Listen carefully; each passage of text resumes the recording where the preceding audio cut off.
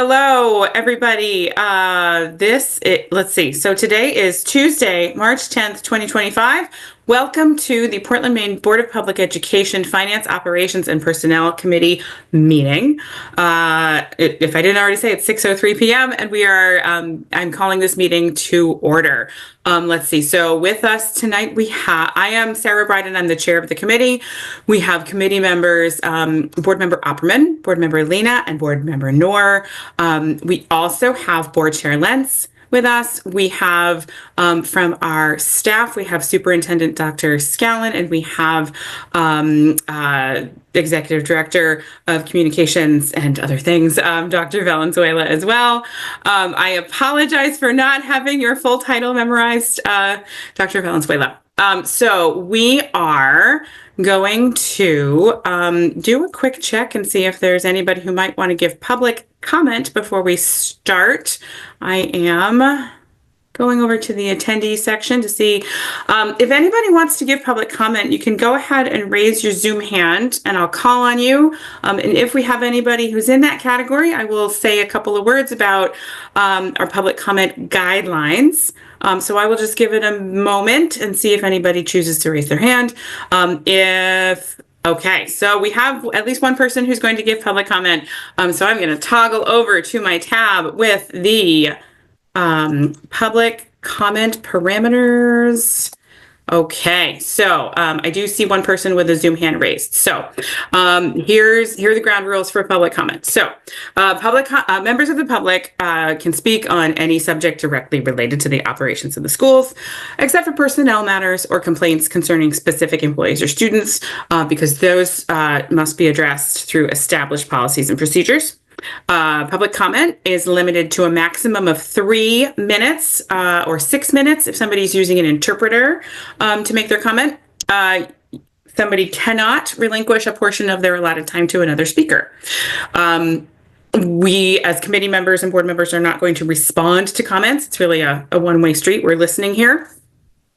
Speakers must refrain from engaging in disruptive conduct, including but not limited to using vulgar or obscene language, threatening others using words or by other actions, using pejorative or discriminatory language with reference to a person or a group on the basis of their religion, ethnicity, nationality, race, language, color, descent, gender, or other identity factor, making defamatory comments, exceeding the allotted time limits, talking over or interrupting others, offering repetitive comments, and offering comment on matters unrelated to the school district's programs, policies, or operations.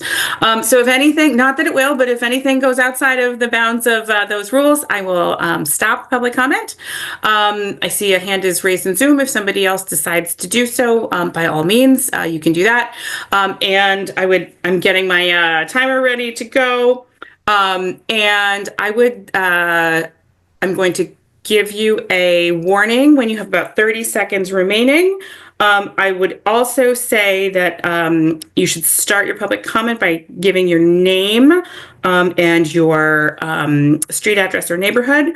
And I am in my timer. Okay, so let's see. I'm going to try and move Stephen over so that we can hear from him for public comment. So go ahead, Stephen. Hi, it's Stephen Sharp of Brackett Street in Portland. I sent an email to the superintendent yesterday with some CC'd all of you. And that's just sort of the start of some of the questions I have, etc. But I hope you review those comments I made to the budget document and ask the same questions I've asked. Some of them are just sort of technical. Why is this? That kind of stuff. I've actually only gotten through the revenue side, and so I'm going to be looking at the expense side, and want to encourage all the members of the finance committee to look at the expense side with a fine-tooth comb, because there are certainly places that we can adjust the budget. And just wanted to encourage you to do that, and look forward to a vigorous process of reviewing the school board budget. Thanks. Thank you, Stephen. Okay. That's the only hand I'm seeing, so I am going to close public comment. And now I will, so just at a high level, the main purpose of this meeting, agenda-wise, is to, of course, discuss the fiscal year 26 budget. And in order to drive this conversation, I'm going to turn things over to Superintendent Scallon to walk us through some information about that. Thank you.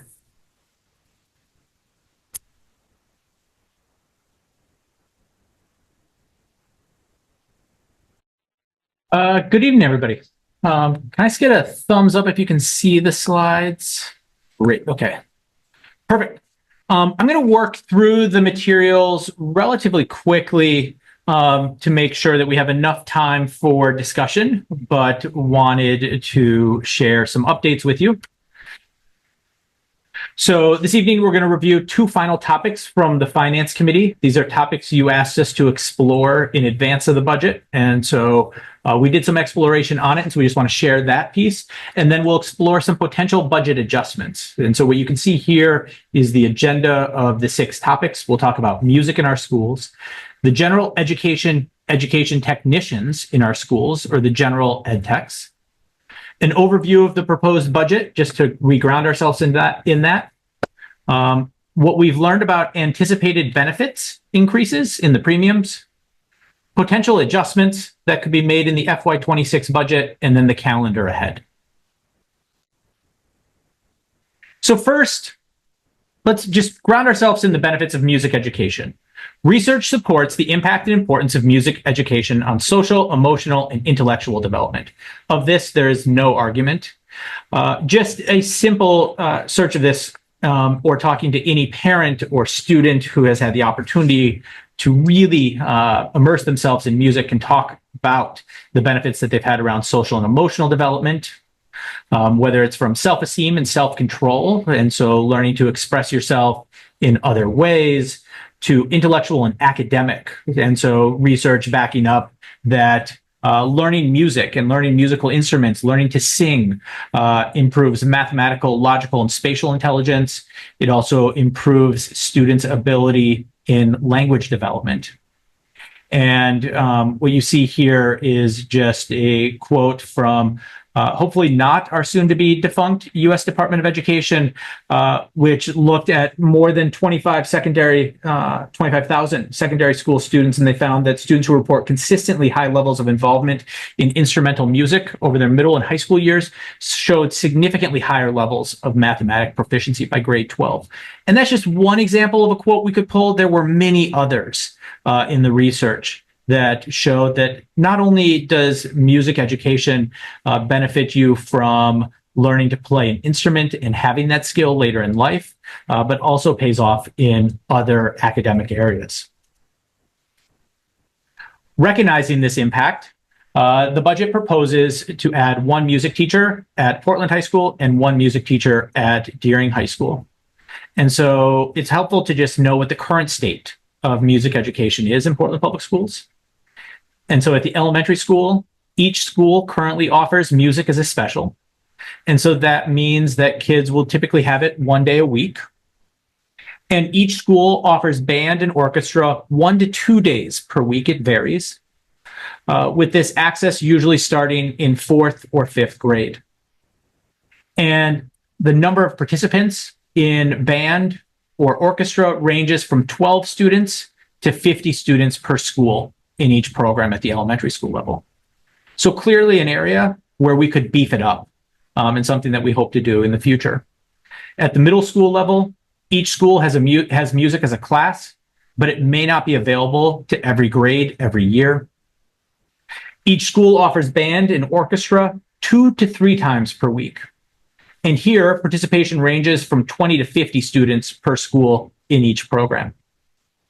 Again, an area where in the future, we'd love to see it increase. And at the high school level, Casco Bay does not have a music teacher. Portland High School and Deering High School each have 1 teacher. And our high school orchestra currently occurs Thursday evenings from 5:30 to 7 with about 25 students. And so this means that Casco Bay students have very limited access. Some of them participate in a program at Paths. Some participate in the evening orchestra. And at Portland and at Deering, our music teachers are required to teach music. They're required to teach chorus. They're required to teach 5, 6 different versions of music that really stretch their abilities and their expertise in ways that we don't ask other teachers often to do.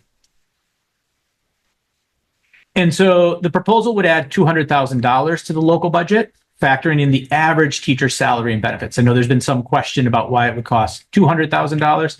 It's because when we budgeted around average teacher salary, not assuming that we would necessarily have a first-year teacher doing this. And so you can see the cost there. And it's worth noting that the other associated costs with expansion, musical instruments, repairs, et cetera, are being covered by the Foundation for Portland Public Schools in fiscal year 26. And knowing the importance of music education, we do just want to plant a seed that we may talk about future expansion of the music programming. This could include things such as a music teacher at Casco Bay High School, which I'm going to come back to in a second, expanded orchestra and band at the middle school level to increase participation and the feeder pattern to our high school programs, and to potentially add an elementary band or orchestra teacher to lower the teacher to school ratio, as right now our band and orchestra are covered where we have 1 teacher per 5 schools. And so that is just an extreme ratio of teachers traveling around and doesn't allow for the seeding of the program. Because we're proposing to add a teacher at Portland High School and a teacher at Deering High School, I have talked with Audrey Cabral, who is the senior leader of our music program and music in the district. And we've talked about making sure that Casco Bay benefits from this as well. And I talked with Principal Natarajan today about some of those ideas, including making sure that band or orchestra is offered first period at Portland and at Deering so that kids at Casco Bay can access it before going to Casco Bay for the rest of their classes. We've also talked about whether this would provide enough capacity so that Casco Bay could have a chorus class where a teacher could slide over there to teach a chorus class, as well as whether we still offer some version of evening orchestra. And so do firmly believe in the power and importance of arts and believe that this aligns up with it. It could have some significant impact and benefit for our students at not a huge cost relative to our budget. The second area that we were asked to look into was around general ed techs or general education ed techs. The FY25 budget decreased the number of general ed techs as we faced a significant budget crunch because of the loss of COVID funds. The FY26 budget proposes a targeted increase of 10 general ed techs to focus on early literacy with our kindergarten classes. What you can see on this slide is first an overview of where the reductions or what the reductions were, and then feedback that we heard. So overall, the reductions in this year's budget went from 37 and a half full-time general ed techs to 14. The reductions ranged from 5 ed techs at Lyseth to no reduction at other schools. It was pretty uneven where they were staffed. And reductions were partially offset, but certainly not fully offset by increasing teachers' intervention staff, as well as the addition of the culture coordinator at each of the schools. And so I don't want to, in this third bullet, give any sense that it was fully offset. And we can see that in the feedback that we received from school staff and the community, where we heard a desire for additional support staff to help reset students when they needed help with emotional regulation, and for additional adults in classrooms to shrink class sizes, and particularly around targeted times of the day. And we received input from school leaders and network teams that talked about, specifically at the elementary level, a desire for more targeted literacy intervention and support for early readers. And so from this, the proposed budget would add 1 ed tech for every 2 kindergarten classes in 6 of our elementary schools. The proposed early literacy education technicians, it's a pilot that we would propose in kindergarten classes. In September, they would support students transitioning to school and with the development of classroom routines. And in October through June, they could lead CKLA instruction during the literacy block and then support small group instruction. The targeted schools were identified because they are our 6 elementary schools that receive Title I school-wide funding. These are schools that have a higher percentage of low-income or socioeconomically disadvantaged students. And you can see the additional FTEs there. East End, 1.5, Ocean Ave, 2, Presumpscot, 1, etc. And then you can see the total cost at the bottom. The average ed tech salary in the budget is $38,200. The benefits there of $22,800 per ed tech for a total cost of $610,000 in this proposal. And so those were the 2 areas where we just wanted to give you an update on those areas and how we addressed it in the FY26 budget.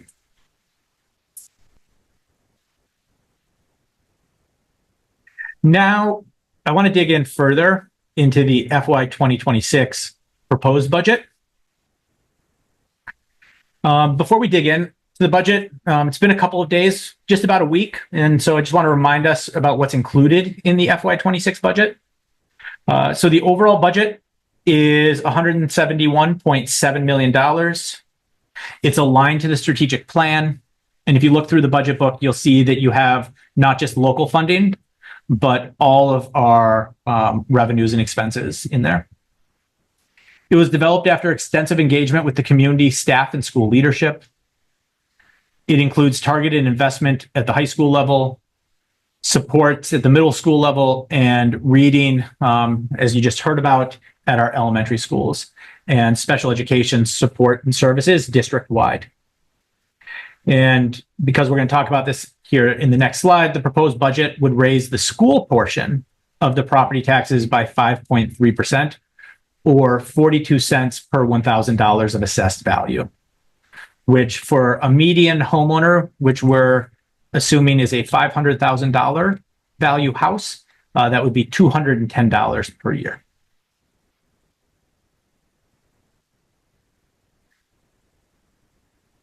The board, as you are making your decision, one of the things that we were asked at the board meeting on Tuesday was to share how a $500,000 or $1 million reduction in the budget would impact property taxes. And so on the left is you can see a chart where I'm mapping out percent increases in property tax and what it means. And so first, what you see on the chart highlighted in blue is what an increase of 5.3% is.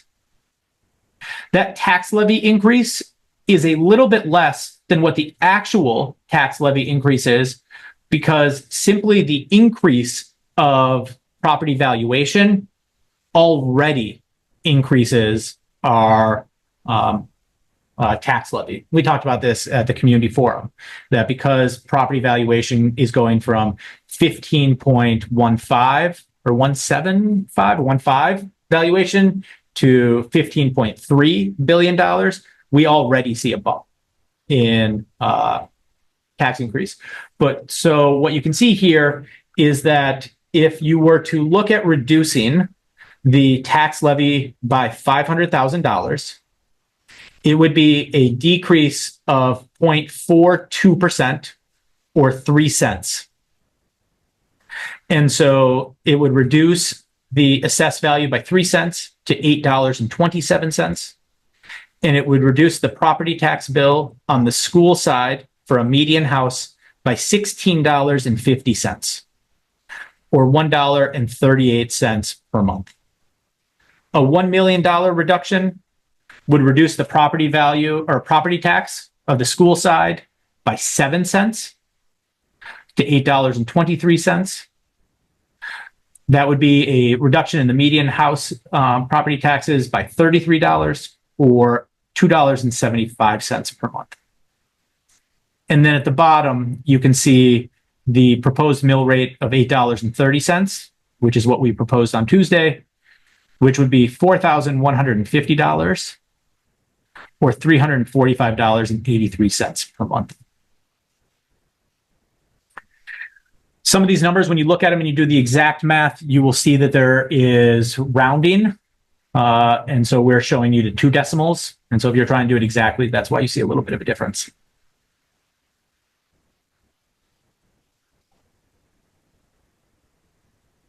Last week, after putting together our budget presentation, we learned that our medical and dental benefits may come in higher than the 6% we budgeted. Medical, we now feel confident that it will come in higher than what we budgeted at 6%. Dental is still an unknown.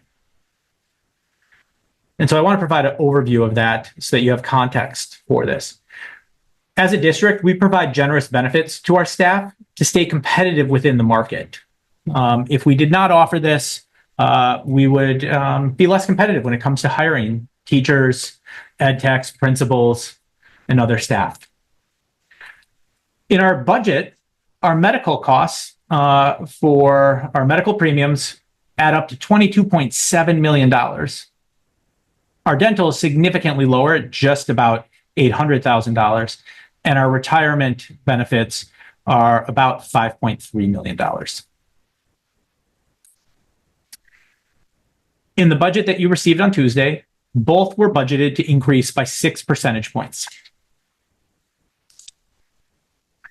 Our medical benefits are managed by the MEA Trust, and they indicated to us and to the whole state that premiums could increase by as much as 18 percentage points. So 12 percentage points higher than what we shared with you in the budget. The district share, the employer share of PEA member, which is our teachers, counselors, social workers, their increase, the cost that we pay, is currently capped at 5.38% for this coming year. That's 3% annually plus 2.3% from last year. And so in their contract, it stipulates that every year the district will pay for up to 3% of an increase in benefits, and after that, the employee covers it. And we can talk about what that means, but it is a significant savings on the district side for 1 year, but then we incur that cost the following year. The PPS share, or the employer share, for all other staff is not capped. And so that means that we may have to cover up to that 18 percentage points. For every 1% increase above 6%, there's an approximate $110,000 increase in premiums. And so 12 percentage points would be $1.32 million.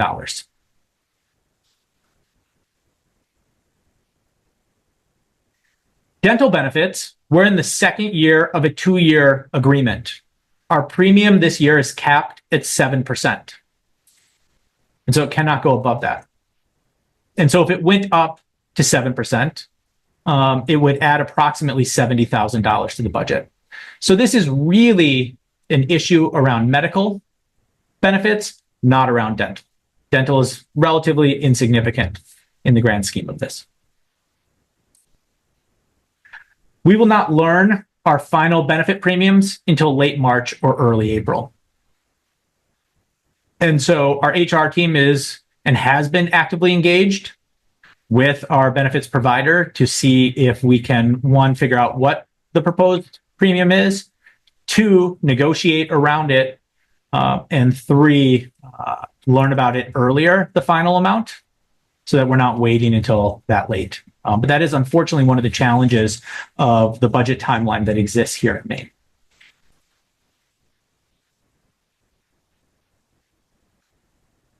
And so recognizing the fact that the budget could come in with up to $1,300,000 in additional premium costs, we wanted to share with you what were potential adjustments in expenses that could be made.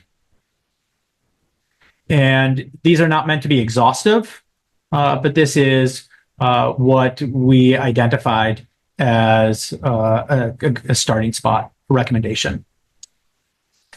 And so we prepared this list. We prepared this list after meeting as a cabinet and reviewing. And so the cabinet includes all of our senior leaders in the district.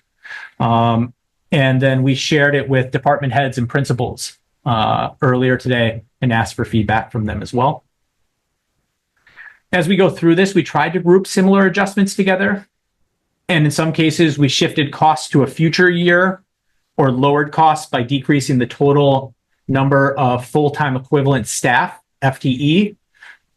But we added some contracted services as a trade-off there. We did receive some additional funding support from the Foundation for Portland Public Schools to support in this. And it's worth acknowledging that each reduction would impact our ability to provide services to students, staff, and schools. But it was done in the recognition of making those trade-offs and figuring out what is the best return on investment for the district.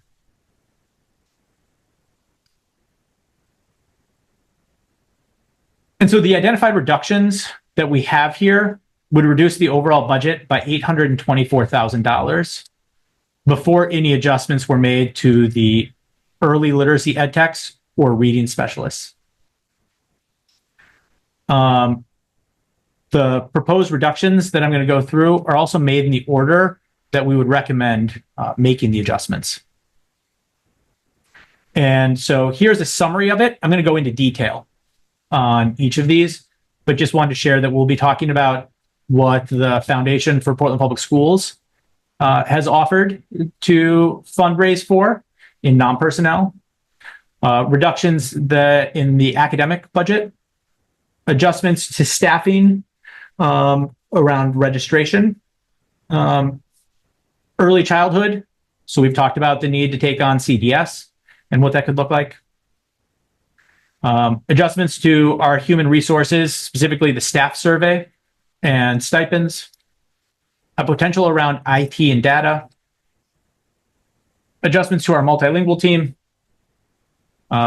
adjustments to the increase in special education, and then reduction in proposed new FTE or backfilling a vacant position in transportation. So we're going to go through each of these. So the foundation continues to be a strong supporter of PPS and has offered additional support. And so oftentimes people think about the foundation as being their teacher grants that they offer. They also go well beyond that. Earlier this year, I had reached out to their executive director, Andy, about covering part of the teacher who runs the mobile makerspace. This year, they covered 3/4 of that FTE. And this coming year, they've agreed to cover half of that person. So this is not the only funds that they contribute. In fact, they're much more generous than this. So I don't want to make it seem like this. But what you can see here is there's a number of academic non-personnel that are primarily grouped around Wabanaki studies and Black history, where they felt that they could fundraise and provide funding for it. The second area is around other reductions in our academic non-personnel budget that we could potentially do. This included reducing contracted support for the high school curriculum work. So next year in the strategic plan, we proposed to dig in around one curriculum area, likely math. And so we would bring this in-house and not use a external support, but we bring it in-house and potentially leverage BAR grant support for it, as well as reducing the ESOL program evaluation contract from 125 to 100K. We had money budgeted for external principal development of $40,000, and we would reduce it to $25,000. And then part of the ESOL training and future work is around sheltered instruction observation protocol. And so training leaders about how to observe really strong instruction in that area. And so the proposal would be to delay that for 1 year to line up with the launch of whatever the program evaluation recommends. And so in that area, in total, the reductions would be just under $119,000.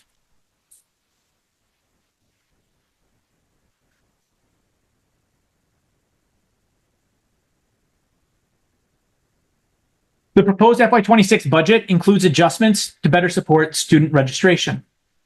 We're fortunate. A fair amount of our student registration is handled centrally.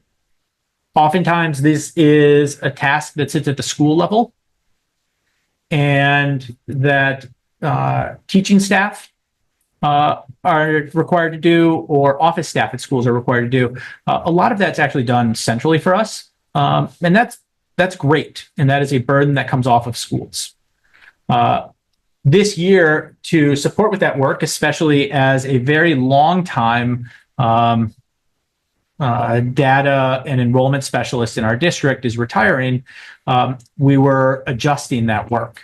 And we proposed the addition of an enrollment manager and allowing an enrollment specialist to be fully dedicated to enrollment and not split in their time. And then we have 2 ELL acquisition specialists. Those are individuals that support our multilingual learners with enrollment and in testing.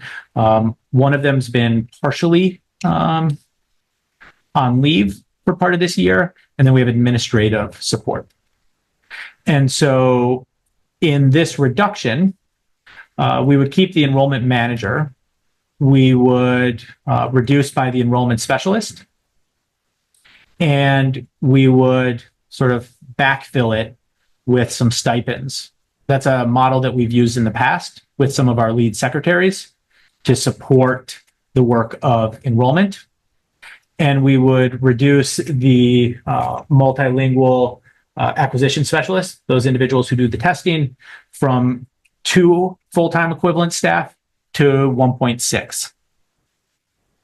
And so that reduction would save right around between $82,000 and $83,000 in this proposal.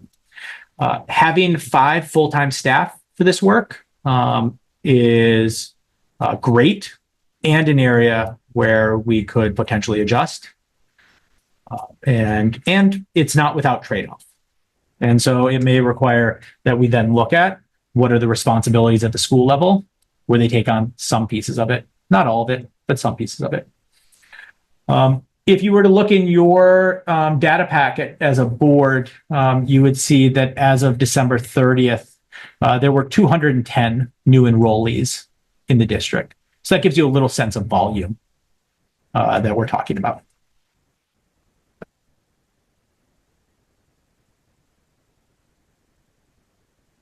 In this budget, recognizing that the district will be taking on early childhood, child find, FAPE, all that comes with that, we have proposed the addition of a senior director of early childhood and increasing the pre-K social worker from a 0.5 FTE to a 1.0 FTE. We have struggled to fill the 0.5 FTE social worker position, and as a result, we have leaned on our schools to provide support there and to problem solve. But we could reduce it back to 8.5 and work to fill that. We also, in this proposal, would reduce the contracted services for this year and look to do something the following year and rely on the director or the senior director, excuse me, of early childhood and the senior executive director of strategy to lead the review and development of the new model. And so that's, again, where instead of relying on outside contracted services, we rely on some of the capacity that exists internally.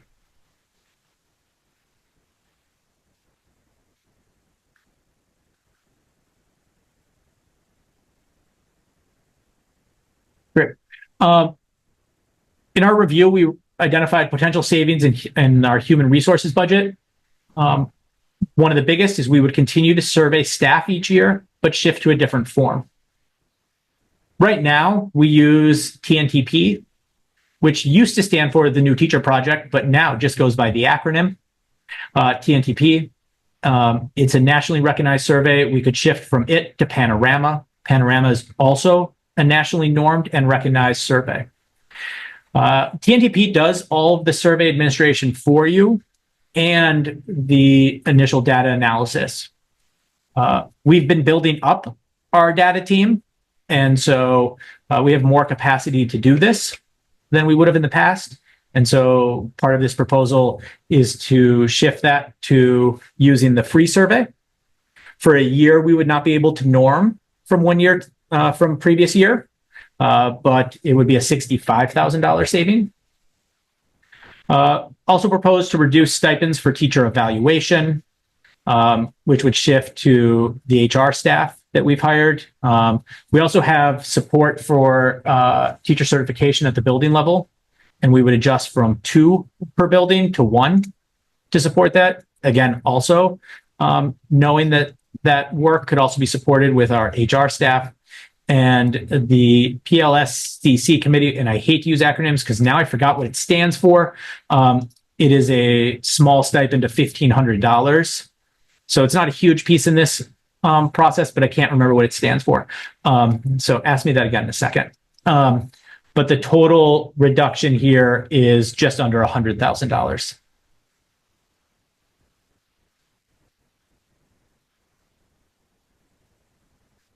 Our data and IT department has a limited budget, but we are proposing that we could consider eliminating our student hotspot plan. Right now, we budget $14,000 for student hotspots. We don't have the staff to effectively manage this, and we do have hotspots sitting in boxes.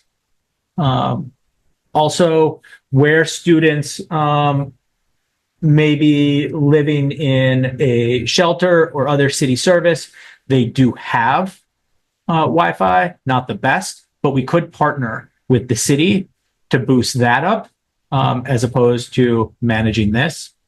And so there is a fair number of hotspots that are available under this, but we could look at reducing that.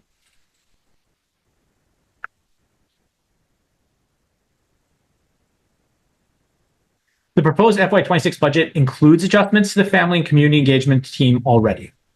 And so there is already adjustment in the amount of family and community engagement specialists, much of that being driven by the loss of some grant funding, as well as shifting language needs in our community and adjusting the team to line up with that and using contracted supports to fill in where needed.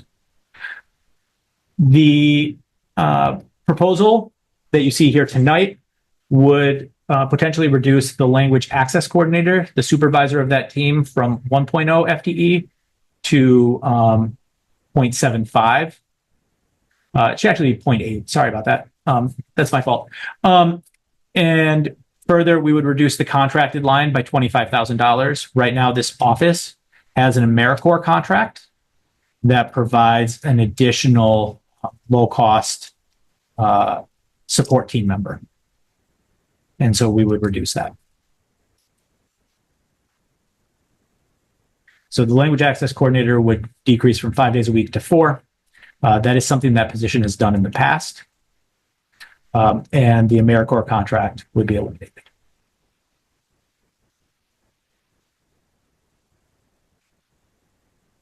The special education staffing, we feel it's necessary, but may also be optimistic in terms of being able to fill it.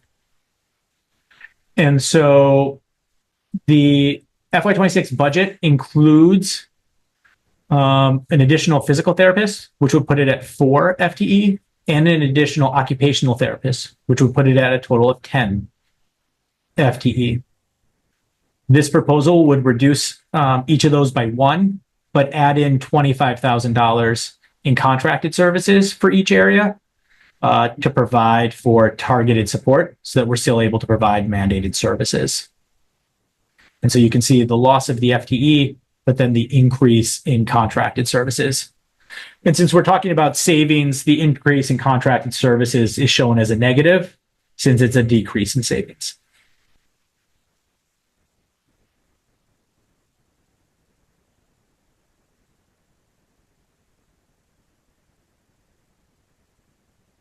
I combined facilities and transportation because at this point I was worried that I was going to be going over 15 slides of possible adjustments. And so I figured I'd combine them with you.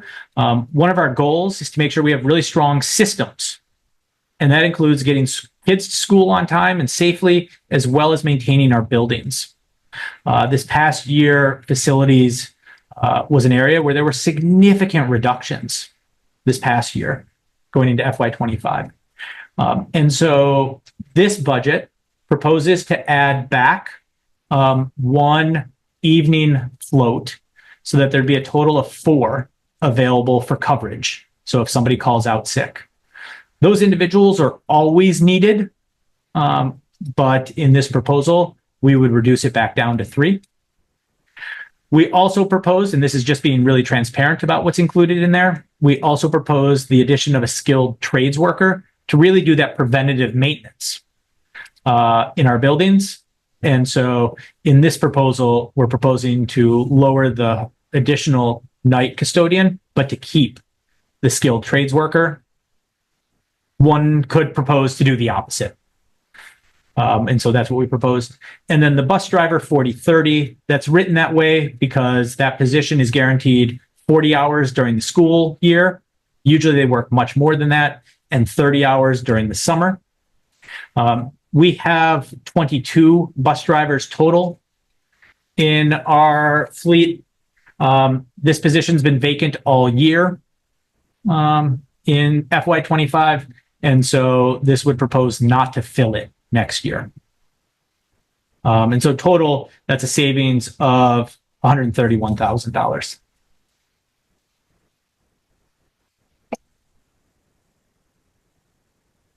And then there are 2 other pieces where we didn't price it out because this is a space of potential adjustments. We proposed the addition of 10 early literacy ed techs in this budget to support kindergarten literacy. We know the impact that getting kindergarten literacy right will have on the future of a student, and that this is a pilot.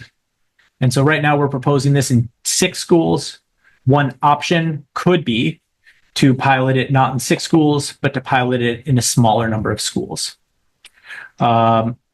Each ed tech that we reduce the budget by is an approximate savings of $61,000. And so ed techs in schools range from 1 in a school to 2.5. And so there's a possibility of reducing from 6 pilot schools to a smaller number, or eliminating the pilot altogether. We've also proposed the addition of reading specialists at East End and Reiki to support struggling readers. If you were to adjust the number of reading specialists that are added, each reading specialist reduction saves approximately $99,000. East End and Reiki would both benefit based on current reading levels to add a reading specialist. East End currently has 1 reading specialist, and Reiki currently has 2.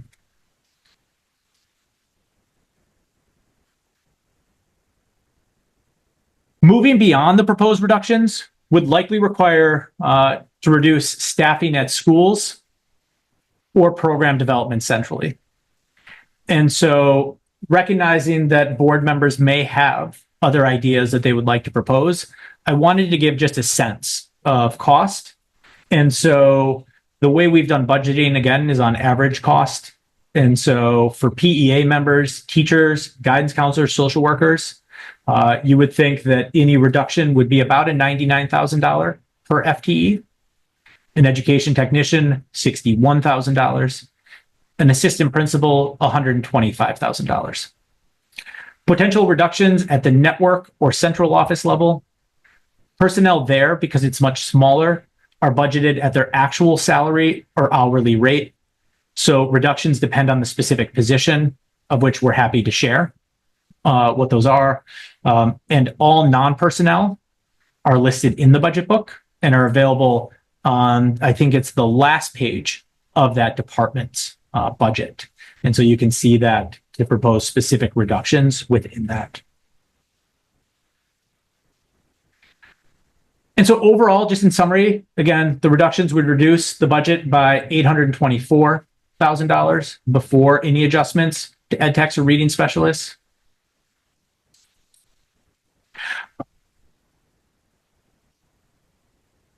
And at this time, Chair, if it's all right with you, I would like to open it up to committee members to hear any adjustments you'd like to see take place, supports you do not support, or other adjustments that are recommended, or other questions you would like to propose. Yes, that does sound good. I know I was jotting down a few questions also as you were speaking in terms of, things that might help me get a better sense of, what the information actually means. I'm curious whether you would like to sort of do a free-for-all approach, or would you like questions by topic? I'm happy to do free-for-all. Okay, great. Board Member Lena, go ahead. Thank you. I have two questions, they were sort of about specific line items, Superintendent. One was about the reducing the teacher evaluation stipend and moving that to HR.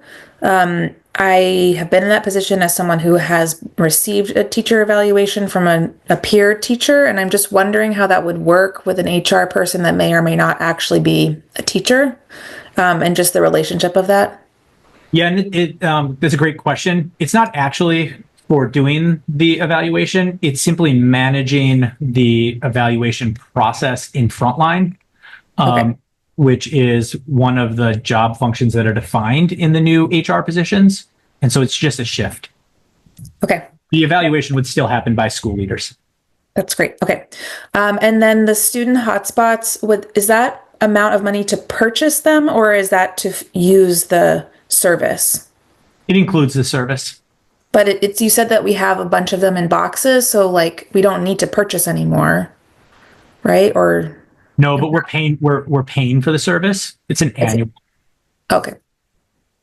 Those are just two things. I'm sure I'll have more later, but thank you.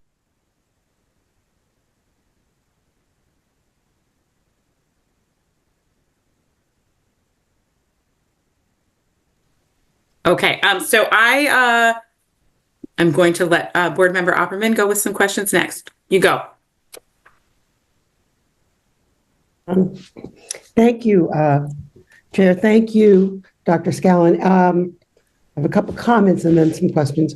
One, I looked over the whole budget in addition from even before you started cutting, and I really appreciate the efforts that were made to keep it down. I mean, most increases were 3% all along, which goes with what's going on. And so I really appreciate that was at all schools, at all levels. So that was one piece. And I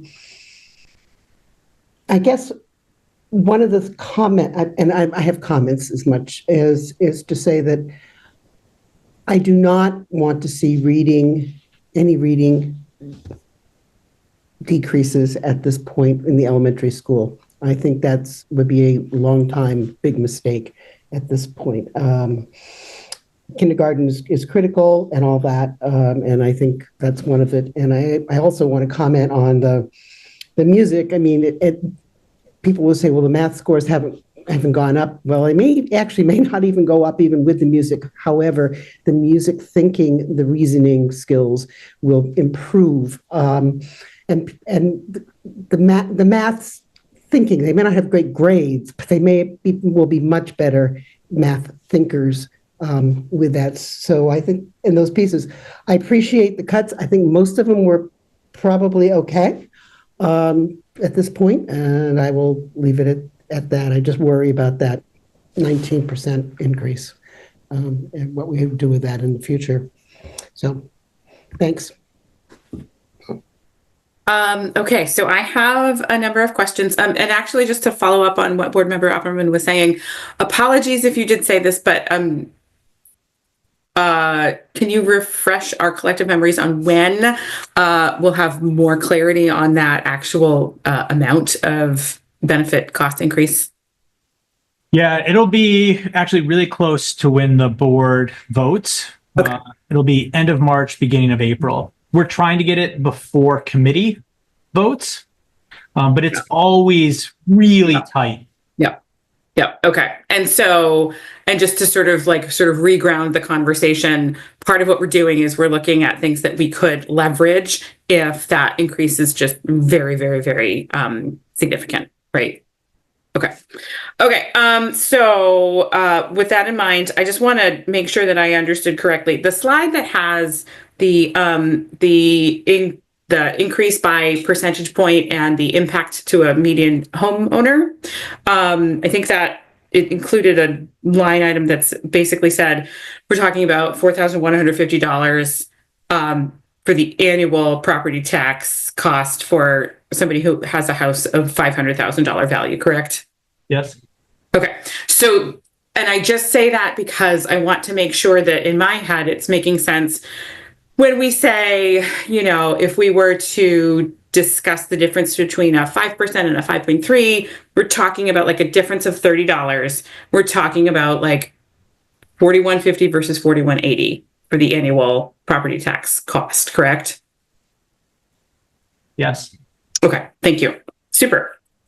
I really appreciate how all those numbers are sort of displayed to sort of be effective for lots of different types of learners. The people who really like to hear the annual or the monthly or I really appreciate all that work. Moving on to the music and the ed tech items. Thank you for doing all that work and putting together that information for us. I just want to confirm, band and orchestra, is that really band, orchestra, and choir? Yeah, so it's hard right now because truthfully, our folks teach any and all of it. Okay. Right. And so what seems to be what currently exists, and I want to be careful because it's like a little bit nuanced at each school. So I can't speak with like a blanket statement that there's a general music class that exists at the elementary and at the middle school. And then there's traveling band and orchestra. Okay. And then my other question about the music topic, the subtopic of making sure that Casco Bay students have access to music as well, which yes, that's a fantastic goal. And I'm glad that's part of the conversation. I'm curious to what extent Casco Bay students have access to music through PATHS, just based on the proximity of having music available within the PATHS program, and whether that's one way for Casco Bay students to get some access to music as well. So there are some students who participate in one of their programs. Okay. But it's only available to juniors and seniors. Okay. For access, and it is a couple of periods a day. And so it's not the sort of thing where you can participate in it like you would participate in an elective. So yes, it's available, not at the same level. Okay. Thank you. For the ed tech conversation, I'm curious. So 2 questions here as well. If we're talking about ed techs being deployed to kindergarten classrooms, is that likely to also sort of have a ripple effect throughout the whole building in terms of minimizing the need for other staff to be sort of pulled into a kindergarten classroom to help reset a student and that sort of thing. Just trying to understand the impact on a broad school community when staff is being added specifically in kindergarten classrooms. It should have some impact, Okay. right? I don't want to like promote this as the panacea for Right. all, but it should have some impact, especially when you think about for a kindergartner who's never gone to school, which is Yeah. not a huge number, but there are some in our community. That transition to school can be hard, and so especially support early on, Yep. or in a 20-kid class can be really instrumental. Okay. And then to better understand the concept or the presentation as it being a pilot, I'm curious about whether, so let's say we move forward with the recommendation of, the 6, if that is a successful pilot, are we looking at next year being maintenance of that, like pilot, successful, keep going, or increase, or to be determined? I think we could be looking at it in 3 ways. I Okay. think we could be looking at it as maintain and maintain it at Title I schools.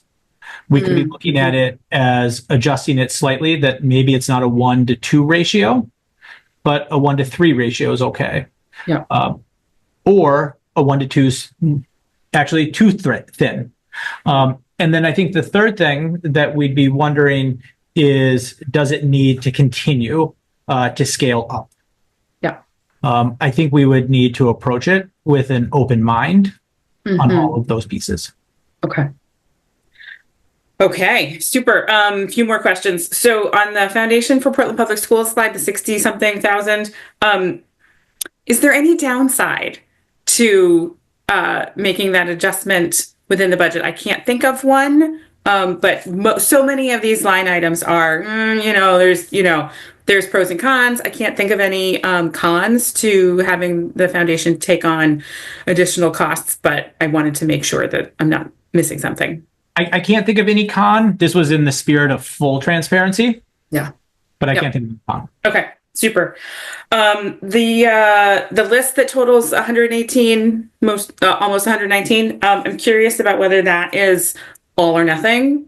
Okay, because is it possible? Can you pull that slide up actually? Yep, I can right now. Yeah, and I'm also trying to sort of balance getting in the weeds with also trusting you and the rest of the staff team's professional expertise. But I did have some questions about lines on that particular. Yep. Yeah. Yep. So I am curious whether, particularly for, as a list, it's so tempting to say, oh my gosh, we could cut $119,000 if, benefits come in really high. But some of these items make me question what we would be losing fundamentally in terms of progress we're trying to make. Yep. So like, for example, the Securely Classroom, to me, that seems like, okay, if Google has a similar product, that doesn't really concern me. But if we are looking at, for example, not investing in our principals and making them the most successful principals they can possibly be, that sort of raises an eyebrow a little bit more. So I'm curious about your thoughts, not to put you on the spot, within this list, where you feel there might be some items where, we could, but we'd really be shooting ourselves in the foot. So, and I don't mean this to punt on your question. When we put together the budget originally, we pressure tested every dollar. Okay. Yeah. And so every dollar we felt like had impact. Okay. And so we think there's value here. Okay. The principal development would allow us to do some targeted additional development for leaders that could include sending them to Relay, which is a great professional development opportunity that would really accelerate the growth of leaders. It's also really expensive. And so you can only do a couple at a time. And so this is where we may have to go out and seek grant funding. And if we're able to get it, great. And if not, push it off for a year. And so every one of these spaces are the trade-offs Okay. Okay. I suspected that might be the answer, but thank you for confirming. With the hotspots item, I'm curious about whether that might be something that the foundation could take on. I don't know if you've already discussed that.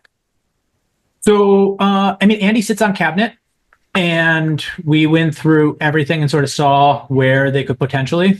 One of the challenges that the foundation will feel with any cost is whether it's a reoccurring operational cost,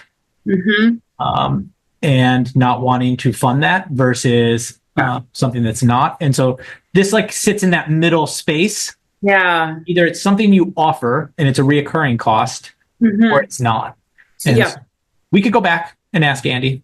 Yeah, and I think what made me jot that question down was it sounds like the data team currently doesn't have the capacity or doesn't have a mechanism for really managing the distribution. So I didn't know if and again, I'm not in all the meetings and I don't want to, question your expertise in the weeds, but just thinking about the possibility of having the foundation might already be aware of some families that need assistance because they've requested assistance and might be able to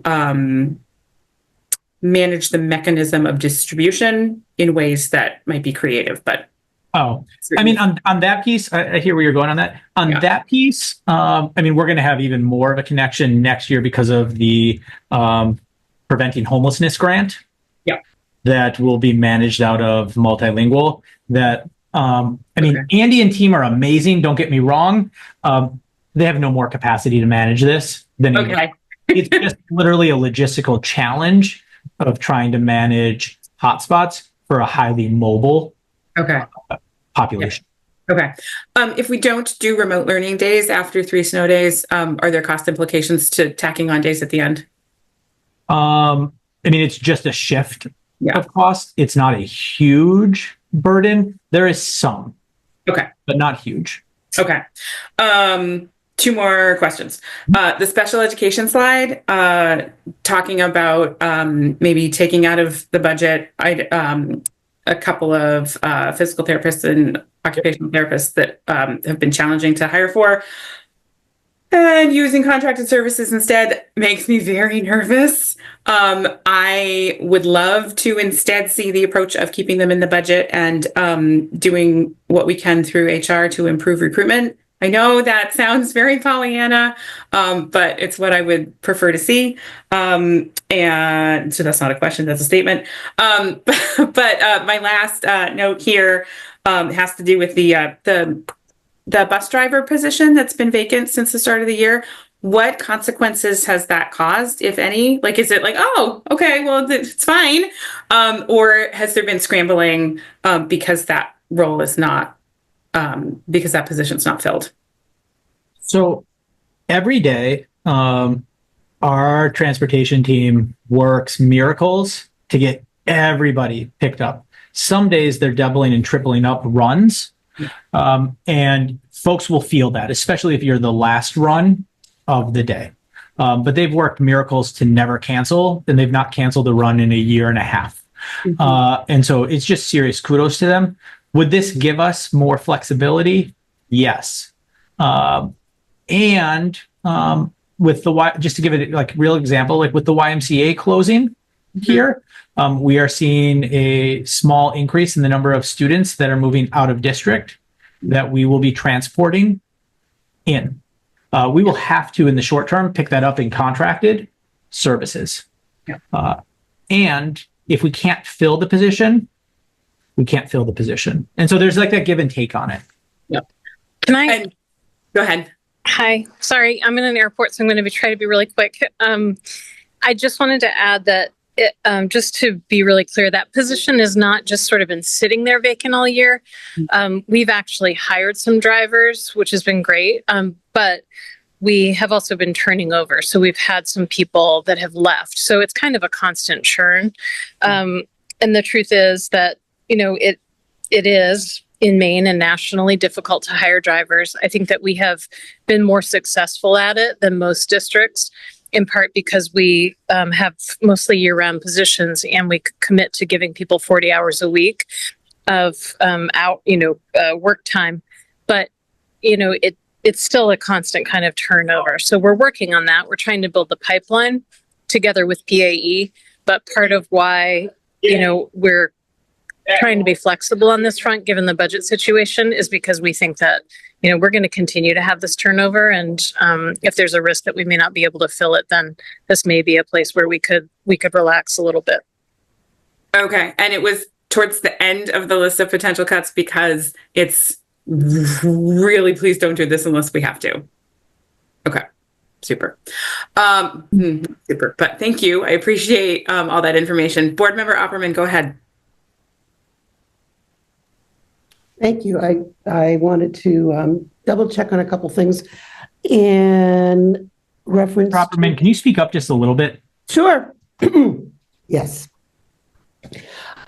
In reference to the social worker at the pre-K and our preparation for having to manage CDS pieces, would it be advantageous to go to one social worker so that can then work into what we need for the future is a question.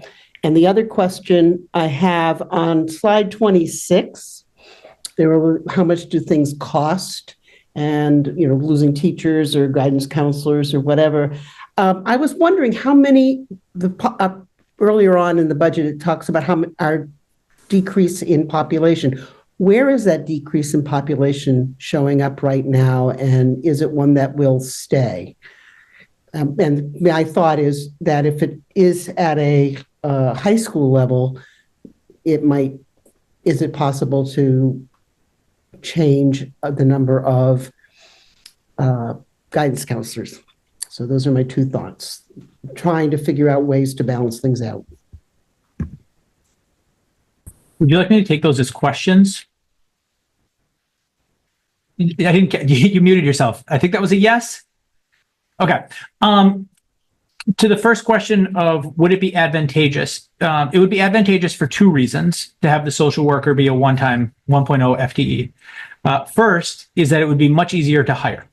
So right now at a 0.5 FTE, it's just harder to find somebody who wants that as a part-time job. And as a result, it's been vacant. And we backfill it, the need, right? So when a kid needs support or when a family needs support, we've pulled in social workers from other schools. The second reason on why it'd be advantageous is that additional capacity.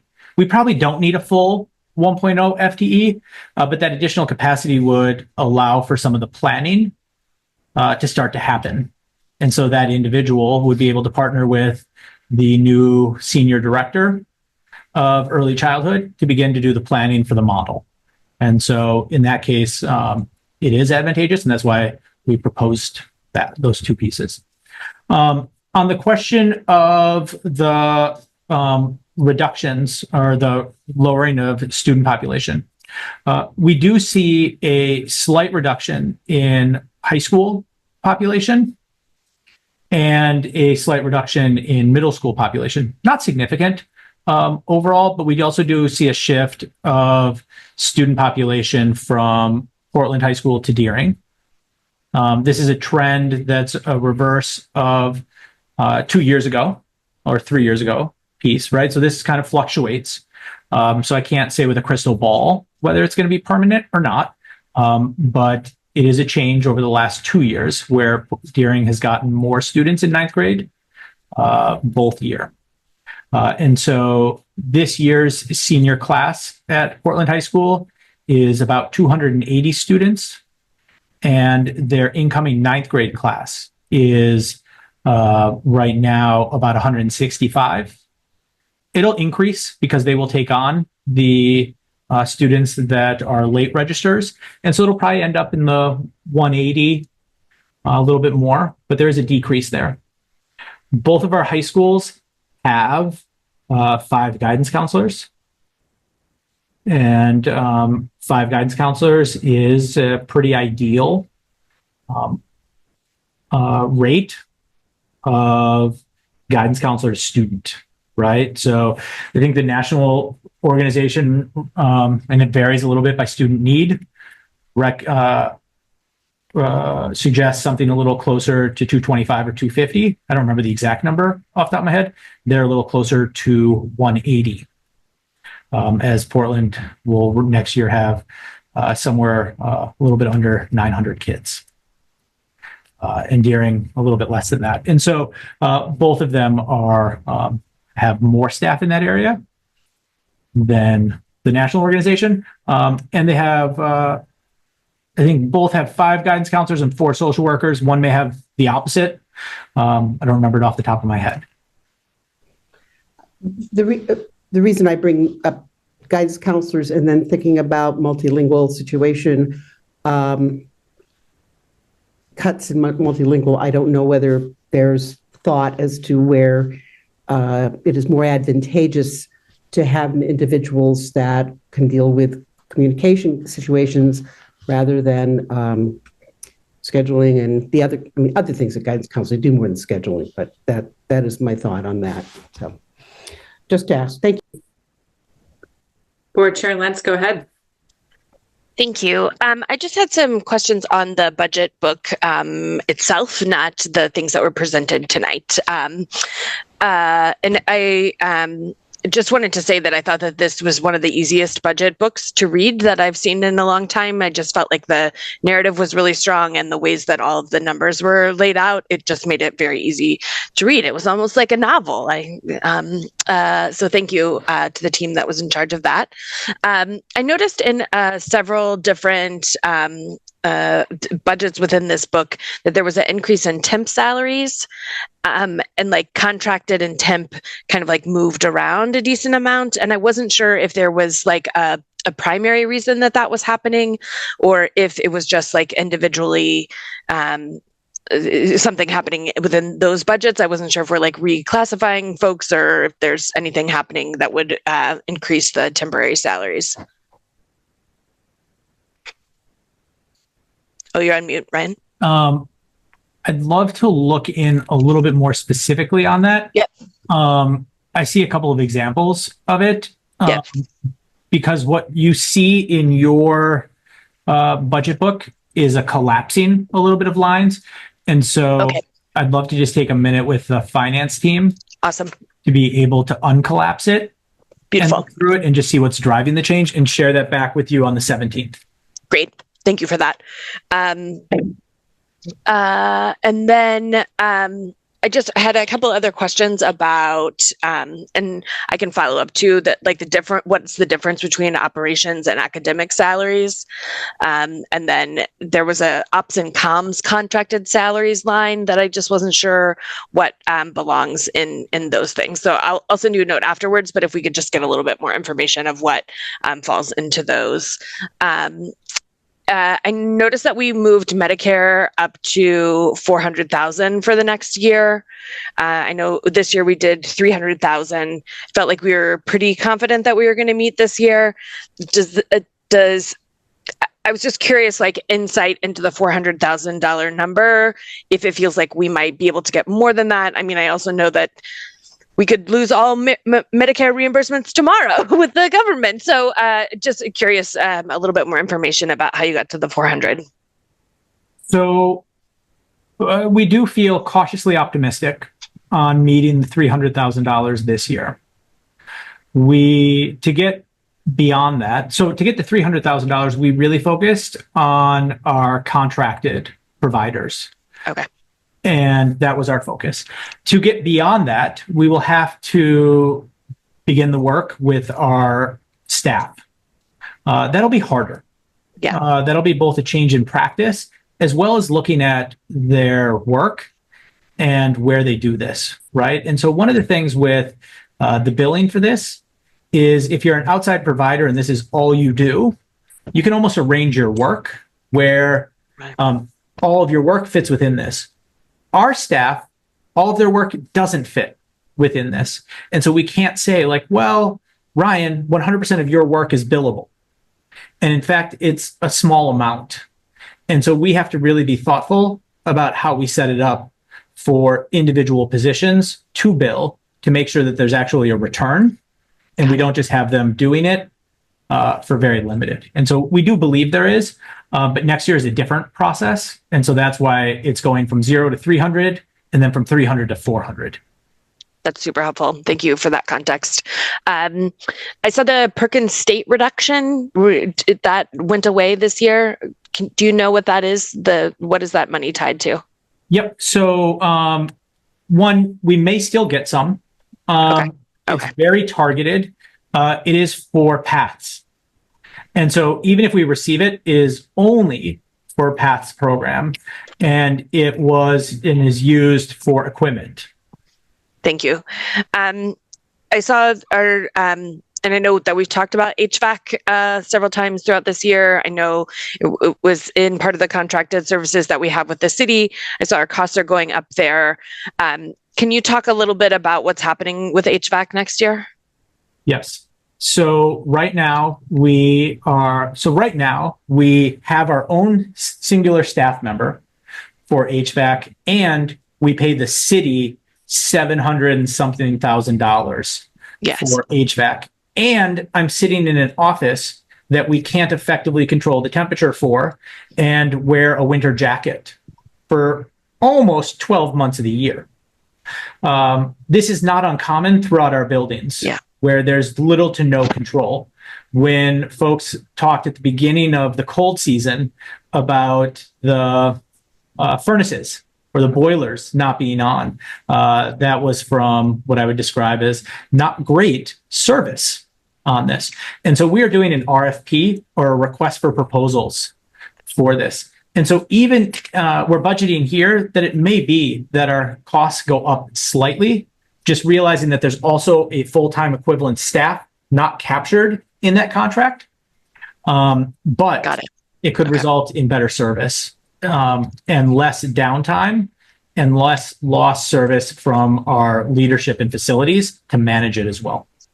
Okay, thank you. And I have three more. Chair Biden, is that okay?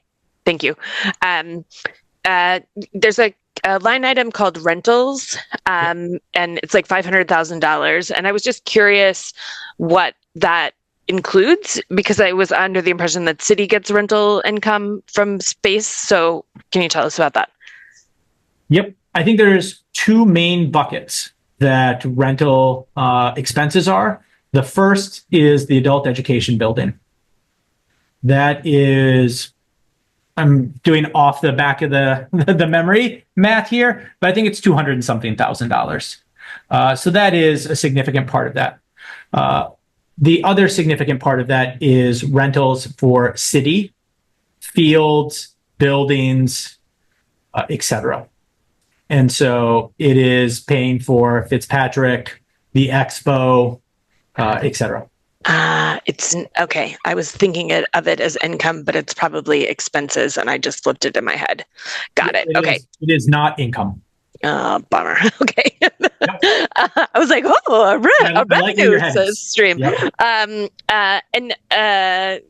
books and periodicals jumped really big. There was a line item for books and periodicals, and I was just curious. I don't know if that's related to new curriculum, but it jumped several $100,000, and I didn't understand why.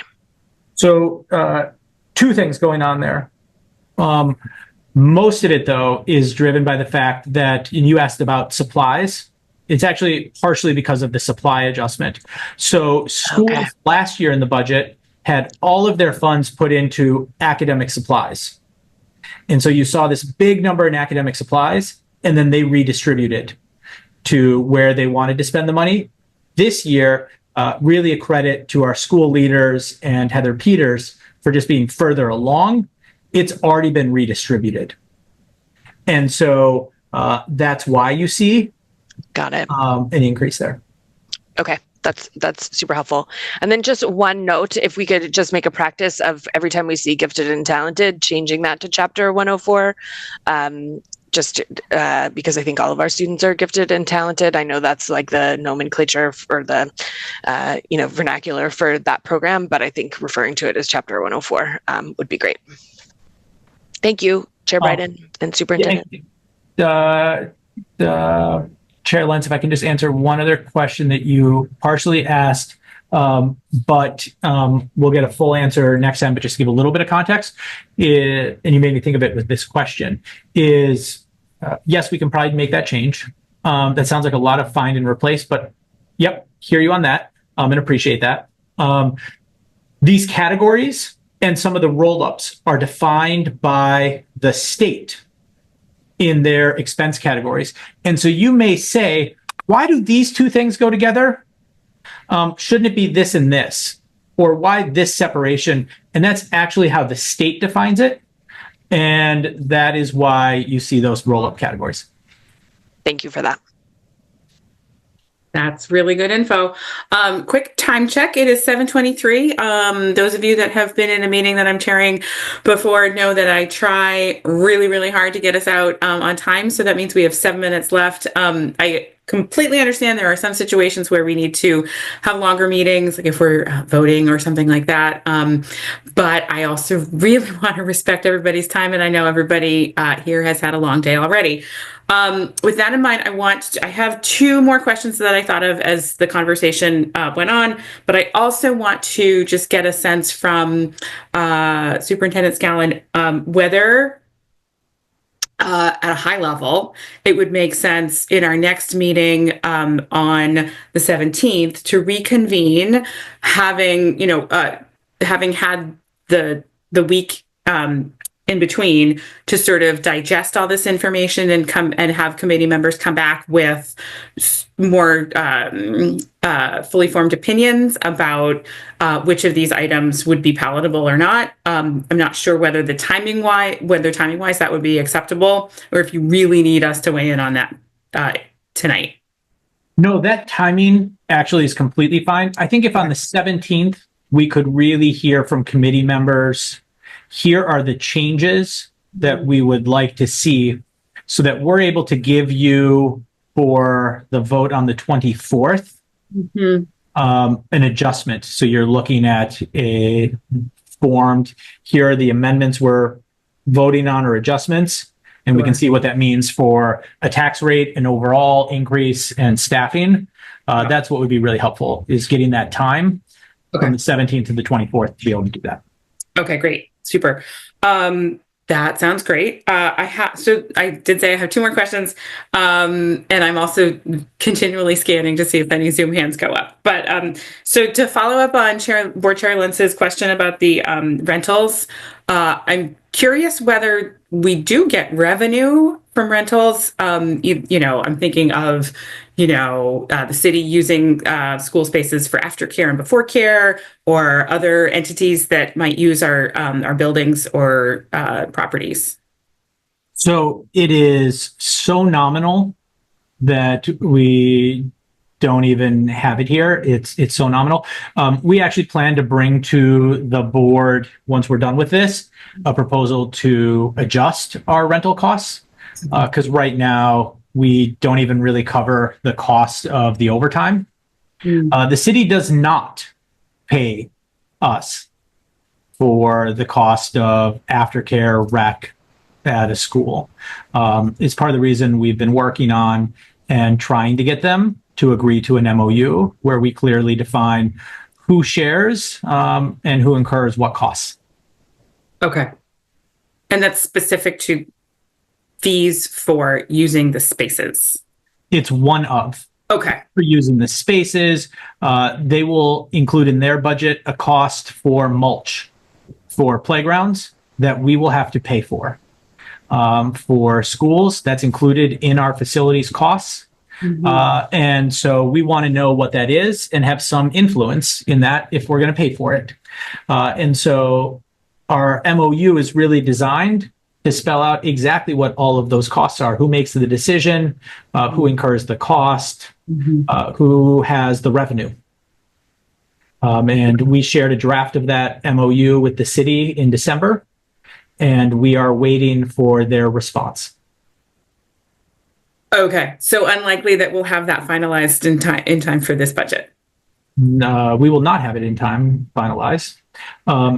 And we will have to be responsive to whatever they decide is their increase in costs, recognizing that they face some pretty significant. budget challenges. Okay. All right. Last question. Both in the sense that we have 3 minutes left, and I don't want to put you on the spot. This could absolutely be something that you bring back a week from tonight. I'm curious to what extent you know how our current budget situation sort of tracks with neighboring regional districts, whether other districts are facing similar pressures, and where our proposed budget increase falls in line with other districts in our area. So I don't know what the final proposals are that schools are going to put up. Since we do our meeting the first week of March to give as long a time as possible for community engagement and for board engagement, we're usually one of the first out of the gate with a fully proposed budget.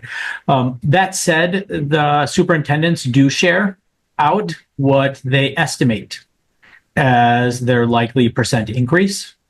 And based on what was shared out among the Cumberland County superintendents, we are in the middle. Okay. I mean, if you go on to the newspaper, you would have seen that there are districts not far from us that are facing potentially some significant reductions because of financial hardship. We faced a lot of that and took that on last year. And so have less of that this year. But benefits are a challenge that we have that we still need to face this year. Okay. Thank you for that. Any last questions, comments, or concerns? All right, we're going to do it. We're going to be done by 7:30. Thank you, staff, for all of your hard work and really good information. Thank you, fellow board members, for your really valuable conversation. I would be looking for a motion to adjourn. Thank you, board member Lena, seconded by board member Opperman. And we'll just visually, show of hands, vote to adjourn. Wonderful. We are adjourned at 7:30 on the button. Thank you, everybody. Have a good night.